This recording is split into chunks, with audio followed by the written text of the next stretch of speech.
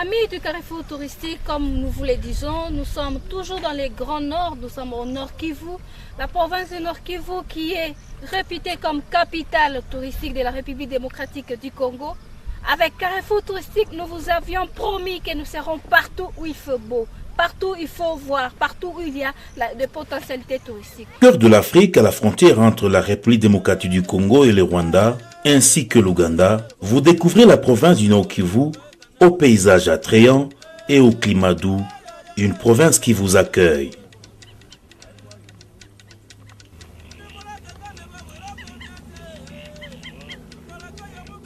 Elle est limitée au nord par la province orientale, à l'ouest par le Maniema et au sud par le sud Kivu. Le nord Kivu est issu du découpage de l'ancien Kivu en 1988. Sa superficie est de 59 483 km² avec une population estimée à plus de 6 millions d'habitants.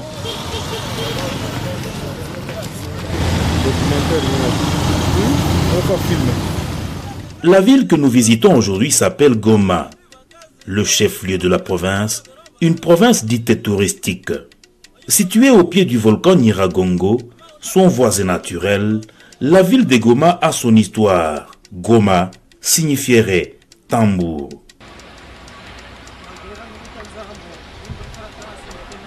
Au sud, c'est le lac Kivu, un lac qui lui donne la fraîcheur naturelle. Son quartier le plus ancien s'appelle Birere. Goma, avec ses deux communes, est soumis à un taux de croissance de plus de 3,5% par an, ce qui pousse à la création du nouveau quartier comme Mugunga, Lac Vert et le quartier Ndosho.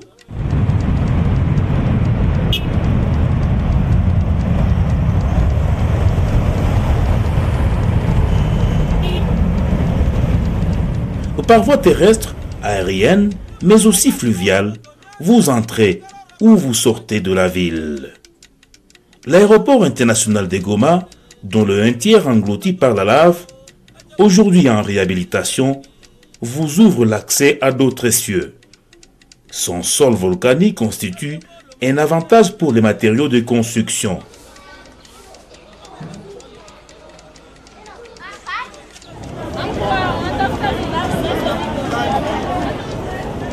Parmi les activités principales à Goma, parlons du commerce. Avec le dynamisme de sa population, il n'y a pas une minute à perdre, c'est le travail. L'éruption du volcan Nyiragongo qui a décimé presque 40% de son économie reste gravée dans la mémoire de Gomatraciens.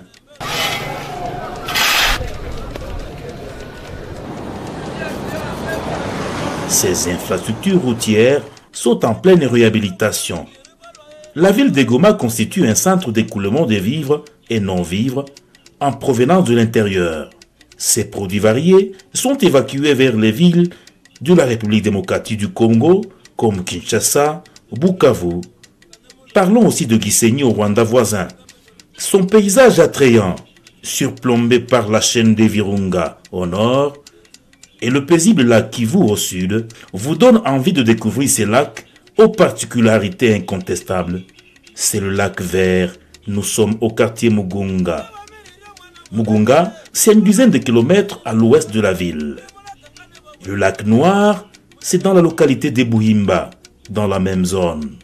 Goma comme ville touristique, on la découvre par son hôtellerie inégalable. Ces hôtels vous accueillent avec charme et élégance. Cette ville en pleine reconstruction démontre l'attachement de l'autorité politique et administrative et lui accorde une image égalée à d'autres villes du monde. Ses installations officielles, le gouvernorat des provinces, l'assemblée provinciale, la mairie et ses deux communes, c'est là que se prennent des décisions. Les installations de loisirs permettent aux populations de se régaler. Les sports par exemple, c'est aussi présent à Goma. Visitez ces boîtes, ces bistrots, ils vous feront le goût d'y habiter. Les efforts sont fournis par l'autorité provinciale, l'autorité urbaine et municipale pour redorer l'image de la ville. Ce programme est inscrit dans le cadre d'assainissement, un cadre initié par le gouverneur de Nord Kivu, Julien Paluku. Goma est un carrefour cosmopolite, mais aussi commercial au niveau de la province du Nord Kivu. Ses consoeurs villes comme Beni et Butembo allongent ainsi la liste à 3 villes. À toutes et à tous, bienvenue dans la capitale touristique de la République démocratique du Congo. Nous vous souhaitons un agréable séjour.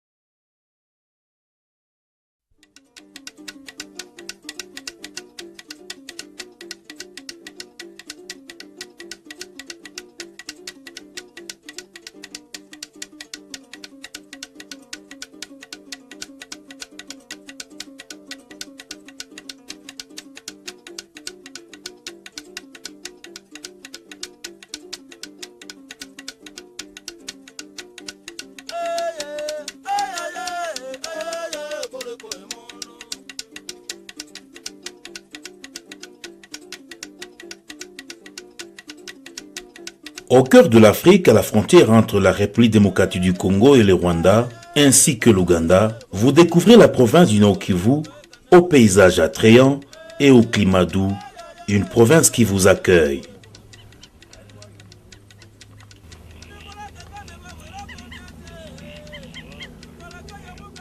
Elle est limitée au nord par la province orientale, à l'ouest par le Maniema et au sud par le sud Kivu. Le Nord Kivu est issu du découpage de l'ancien Kivu en 1988.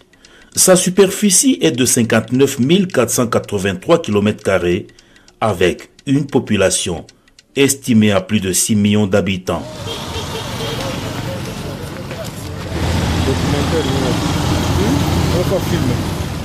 La ville que nous visitons aujourd'hui s'appelle Goma, le chef-lieu de la province, une province dite touristique. Située au pied du volcan Nyiragongo, son voisin naturel, la ville de Goma a son histoire. Goma signifierait tambour.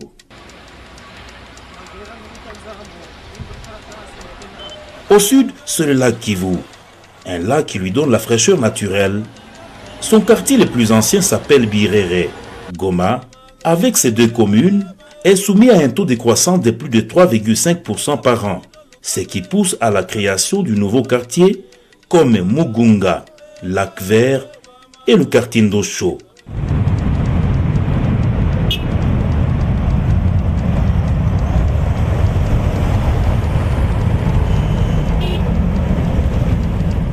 Par voie terrestre, aérienne, mais aussi fluviale, vous entrez ou vous sortez de la ville. L'aéroport international de Goma, dont le 1/3 englouti par la lave, aujourd'hui en réhabilitation, vous ouvre l'accès à d'autres cieux. Son sol volcanique constitue un avantage pour les matériaux de construction.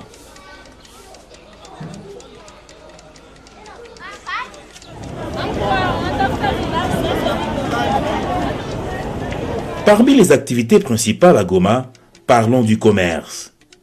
Avec le dynamisme de sa population, il n'y a pas une minute à perdre, c'est le travail. L'éruption du volcan Nyiragongo qui a décimé presque 40% de son économie reste gravée dans la mémoire de Gomatraciens.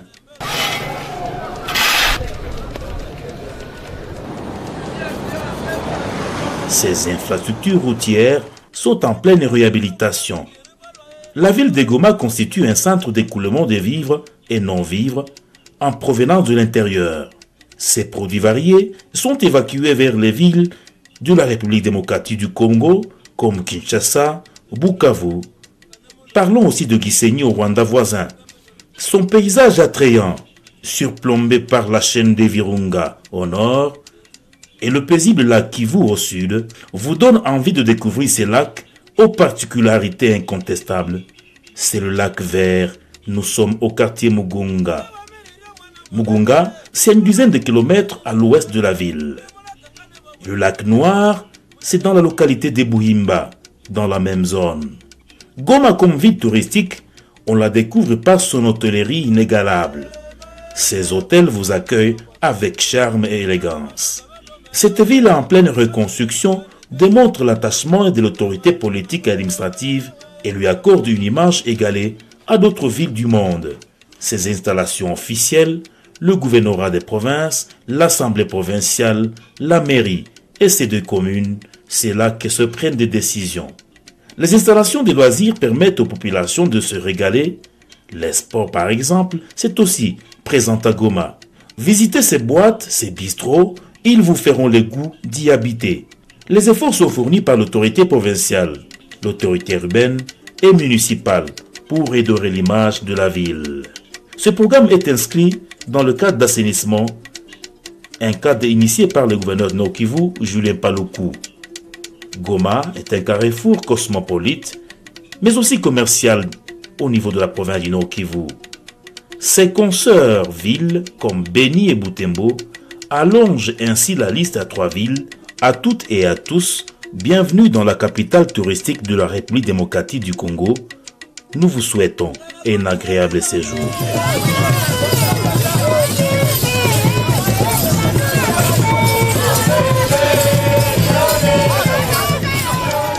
Ben là, aimables téléspectateurs, nous sommes en plein parc Virunga. C'est parc qui a son histoire. C'est parc que je vous invite d'abord à découvrir. Et après, je vous dirai moi ce que je vis dans ces grands parcs. La province du Nord Kivu dispose des potentialités touristiques énormes. La variété de sa faune et de sa flore, la beauté de ses paysages et la douceur de son climat attirent plus d'une personne à visiter cette partie située à l'est de la République démocratique du Congo. Son économie repose sur la culture et l'élevage. Le tourisme n'est pas en reste avec ses paysages extraordinaires. Le parc national de Virunga fait la fierté du Nord Kivu. Créé en 1925, Virunga est le premier parc national d'Afrique et peut-être le plus beau du continent africain. Il abrite les plus extraordinaires variétés d'habitants naturels que l'on trouve sur Terre. Forêts tropicales, savanes, les volcans actifs et éteints. On y trouve les plus importantes biodiversités, les éléphants, les hippopotames, les lions, pour ne citer que cela. Des espèces rares comme les gorilles de montagne y vivent paisiblement. Sur le mont Rwenzori, on y trouve le pic Marguerite. À cette occasion de la Journée mondiale du tourisme, nous vous proposons de découvrir le mont Rwenzori, situé dans la partie nord de la province. Au cœur de l'Afrique, en République démocratique du Congo, se trouve le parc national des Virunga, premier parc national fondé sur ces continents. Il est classé patrimoine mondial de l'humanité. Il héberge dans un cadre grandiose de volcans, savanes, lacs et montagnes.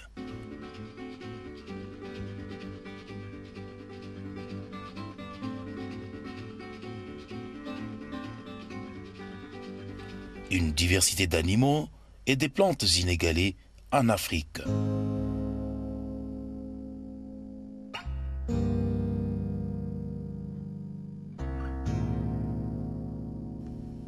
Au nord du parc, situé à cheval entre le Congo et l'Ouganda, se dresse le mont Rwenzori. Ce massif montagneux de plus de 100 km de long, sur 45 km de large, comprend 3 sommets de plus de 5000 mètres. La façade congolaise est la plus escarpée.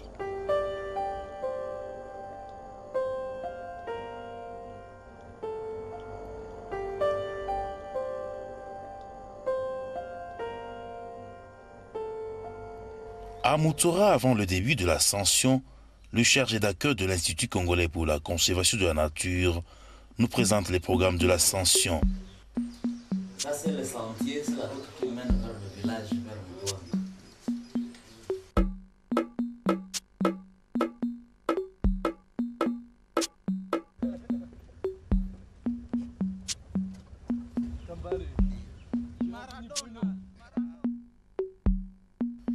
La paix régna de nouveau dans la région de Rwenzori. L'ICSN et le VVF ont voulu retrouver les traces de la première expédition menée au Rwenzori par les ducs d'Abruzes. Notre expédition commence par la traversée d'une forêt secondaire. Nous voici à Kiandolire, le poste de patrouille marquant l'entrée du parc. VVF veut réhabiliter ses postes. De passer ces points, nous entrons dans une forêt dense, humide, des montagnes avec des essences qui atteignent 30 mètres de haut. On y trouve aussi des fougères arborescentes majestueuses. Kalonge, c'est à 2138 mètres d'altitude. Après 15 ans de guerre, le VVF a voulu réhabiliter le gîte et le sentier afin de permettre la relance du tourisme dans les cadres extraordinaires. Mais évidemment, dès qu'on rentre au niveau du PP Kiandolire, là vraiment c'est un changement un peu magique. On rentre dans une forêt où les sons, l'air, tout est différent. C'est une très belle forêt, beaucoup d'oiseaux en particulier, quelques singes et beaucoup de papillons. C'est vraiment intéressant de monter, c'est un peu monter dans un autre univers, un univers magique. On n'est pas encore dans les brumes, on va y arriver bientôt. C'est aussi évidemment une montée assez difficile. Ce qui est intéressant aussi, c'est de voir le nombre de petites rivières et de ruisseaux qu'on voit avec une eau absolument limpide. On peut boire comme ça sans la traiter. Ça montre notamment un des services que le parc rend aux populations qui sont plus bas, en fournissant beaucoup d'eau propre, d'eau potable, d'eau pour les villages. Et ça, c'est parce que la forêt, évidemment, est toujours là. Donc il s'agit de protéger aussi ce parc, pas simplement pour les animaux qui l'abritent, mais pour toute cette eau qu'elle fournit et tous les autres services qu'on appelle les services écologiques. Partant du gîte de Kalonge vers Marangu, nous atteignons une nouvelle végétation dominée par des bruyères arborescentes.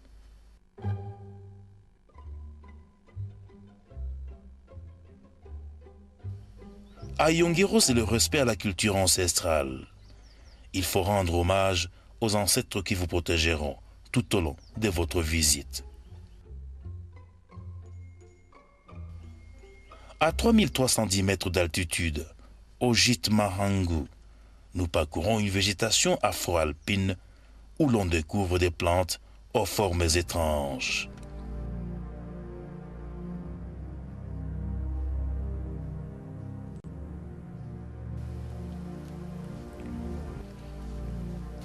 À 4200 mètres d'altitude, nous sommes au gîte Kyondo. Nous découvrons un paysage fantastique avec une vue sur les pics Maria. Autour de vous, des immortels lobélias géants, sénétiaux, des lacs d'altitude ainsi que le neige éternel.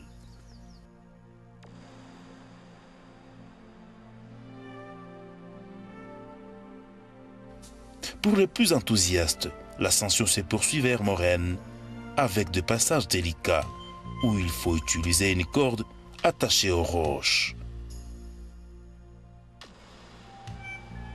À 4350 mètres d'altitude, c'est le gîte Morène. Toute la végétation a disparu, la température est de moins de 4 degrés Celsius. De la Morène, l'ascension se poursuit sur le glacier. Vous traversez le plateau Stanley, après 1 heure, vous y êtes. Bravo à l'équipe internationale du VVF. Sous le soleil équatorial, les glaces fondent et forment de lacs et de rivières qui coulent sur les pentes jusqu'au village de Mutwanga. Les monts Rwenzori fournissent de l'eau pure à plus de 500 000 personnes de la région. Le Rwenzori est non seulement important pour les populations locales, à travers les ressources renouvelables qu'il offre. Ce massif montagneux est une ressource touristique exceptionnelle pour le Congo démocratique, un réservoir de biodiversité unique pour les scientifiques.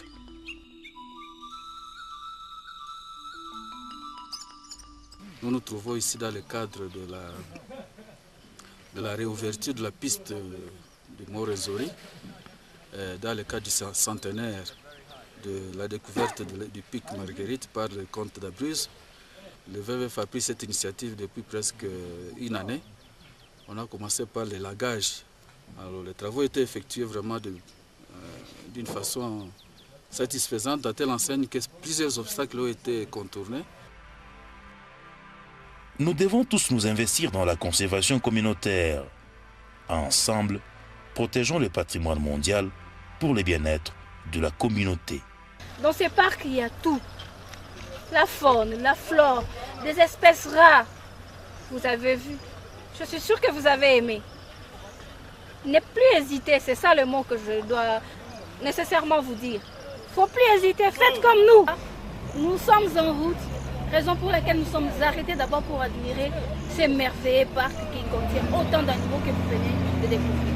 Carrefour touristique, c'est la découverte, c'est ça, le tourisme. Rendez-vous dimanche prochain. Au revoir.